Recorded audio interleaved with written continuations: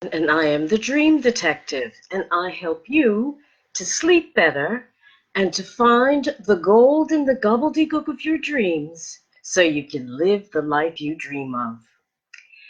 Tonight's live is, as always, my lives are always based on things that I observe or experience, but this came about while I was out running errands this weekend.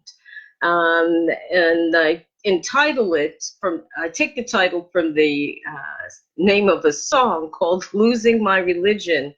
And you'll see why in just a moment.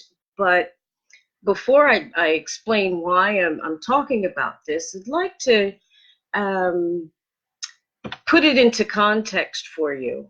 Um, I was walking down the high road and running errands, as I said, and there were two evangelist groups side by side, working the crowds, and the passersby.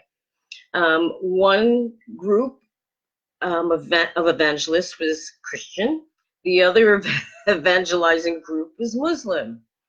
As it happens, as I walked in between the two groups, the gentleman from the Muslim group started a conversation with me. And I was in a hurry, but I took a few minutes to find out what he had to say and to basically trying to convince me that, as an evangelist would, that his point of view is the only and the correct view.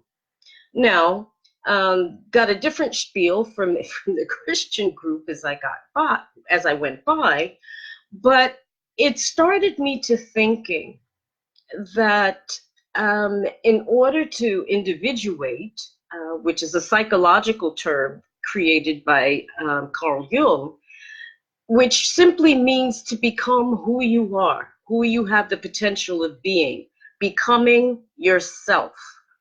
And sometimes this weekend made me realize that becoming yourself may mean losing groupthink, losing your religions. And I use the plural with that because we make gods of all kinds of things, not just going to church, mosque, temples, or what have you. But during the course of the discussion with this gentleman, where he was trying to say, well, if you believe this way, then you're halfway there. You're halfway, or you're closer to a Muslim point of view than a Christian one. And I said, you know what? It made me not only challenge what he said, but also to think, who am I? What do I stand for? What do I believe? And what I realize now is that what I believe has taken me away from groupthink, has taken me away from the various religions that people practice. And I'm not just talking about formal religions. Like I said, we make a god of money, we make a god of sex, drugs, rock and roll, you name it.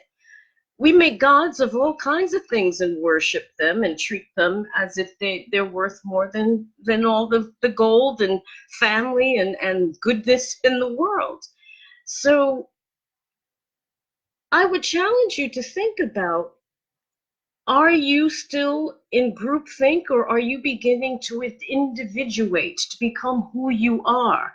When you become who you are, a unique and wonderful human being, you have a tendency to drop out of groupthink, which can be organized religion or any other thing that we can hang our hats on and become attached to and worship like it's a god. So it was a good lesson for me because it helped me to reinforce, what is it that I stand for? Who or what do I believe in? Where and how does that impact how I work with other people? Now, what I realized is that I'm a pantheist.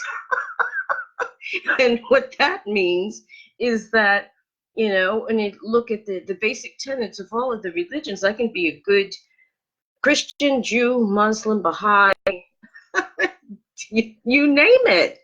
because they all say the same thing and they all stress the same thing.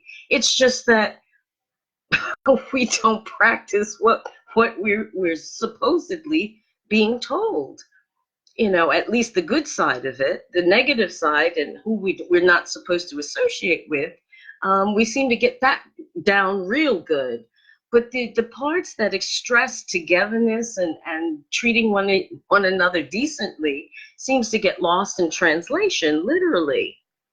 So again, I would challenge you to think about where in your life you may be subject to a way of being or pattern of behavior that doesn't really speak to who you are.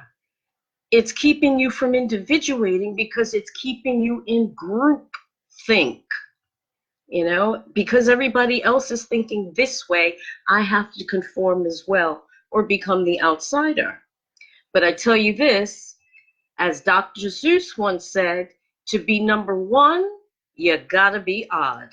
So I challenge you to think about that. Where are you allowing yourself to be part of the herd, and where are you allowing yourself to be odd and be number one? Thanks so much for listening. I hope you get something of use out of that, and think about that in the days to come. And if you have any questions, do get back to me, or have any queries. I'm happy to answer questions, or just leave a comment or an emoji. Thanks again for watching and listening. Have a wonderful evening and a fantastic week to come, and I'll see you again soon. Take care. Bye-bye.